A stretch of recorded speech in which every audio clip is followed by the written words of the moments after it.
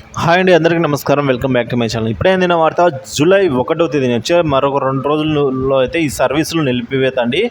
మరి ఆ సర్వీసులు ఏంటి, ఏం కథ అనేది పూర్తి వివరాలు తెలుసుకుందాము. మీరైతే వీడియోని ఎక్కడే కానీ స్కిప్ చేయకుండా చివరి దాకా చూడండి, అప్పుడే పూర్తి ఇన్ఫర్మేషన్ అర్థమవుతుంది. అలాగే వీడియోకి ఒక లైక్ చేయండి, వీడియో మరింత మందికి రీచ్ అవ్వడానికి అయితే అవకాశం ఉంటుంది. ఇక విషయానికి వచ్చినట్లయితే, మీరు ఎస్బీఐ లేదా ఐసిఐసిఐ బ్యాంక్ క్రెడిట్ కార్డ్ని ఉపయోగిస్తూ ఉంటే వార్త మీకోసం ఉపయోగకరంగా ఉంటుంది.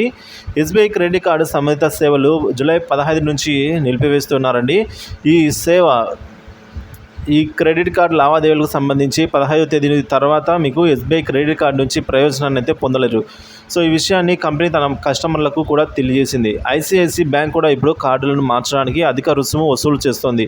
సో ఐసిఐసిఐ బ్యాంక్ కూడా ఛార్జీలను పెంచిందండి. ఐసిఐసిఐ బ్యాంక్ క్రెడిట్ కార్డులు, డెబిట్ కార్డుల రీప్లేస్మెంట్ ఛార్జీలను పెంచింది.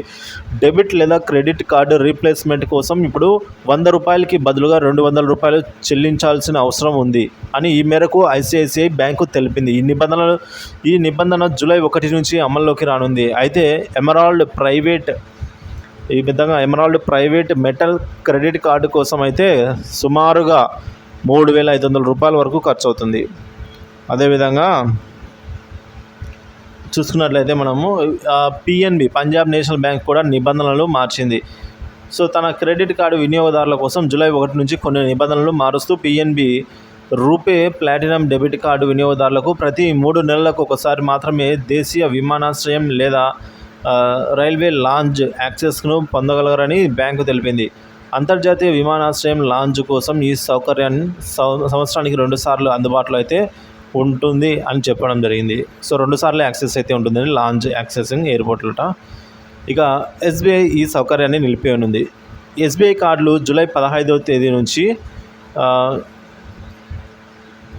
నిలిపివేయబోతున్న సదుపాయం కార్డును ఉపయోగించడం ద్వారా పొందిన రివార్డు పాయింట్లను సంబంధిత ప్రభుత్వ సదుపాయాలకు సంబంధించి లావాదేవీల నుంచి వచ్చే రివార్డు పాయింట్లు జూలై 15 నుంచి ఇవ్వటం లేదని కంపెనీ తెలిపింది. అయితే ఎస్బీఐ అన్ని రకాల క్రెడిట్ కార్డులపై ఈ సేవను నిలిపివేయటం లేదు. ఈ సదుపాయాన్ని మునుపటిలాగే కొన్ని క్రెడిట్ కార్డులపై అందుబాటులో ఉంటుంది. మరికొన్ని క్రెడిట్ కార్డుల మీద ఏదైనా గవర్నమెంట్ ట్రాన్సాక్షన్స్ అంటే ప్రభుత్వానికి సంబంధించి ఏమైనా చెల్లింపులు కనుక చేసినట్లయితే అప్పుడు రివార్డ్ పాయింట్స్ రావు. సో బ్యాంకులు అయితే కీలక నిర్ణయం తీసుకున్నాయండి. సో అన్నీ కూడా మనకు మొత్తానికి ఓవరాల్గా చూసుకున్నట్లయితే కస్టమర్ల మీద మరింత ఛార్జీలు వసూలు చేసే దిశగా అయితే బ్యాంకులు అయితే ఉన్నట్టు తెలుస్తుంది. ఫ్రెండ్స్, మీ అభిప్రాయాన్ని కామెంట్ చేయండి. వీడియో నచ్చినట్లయితే లైక్ చేయండి, షేర్ చేయండి. Thank you for watching this video.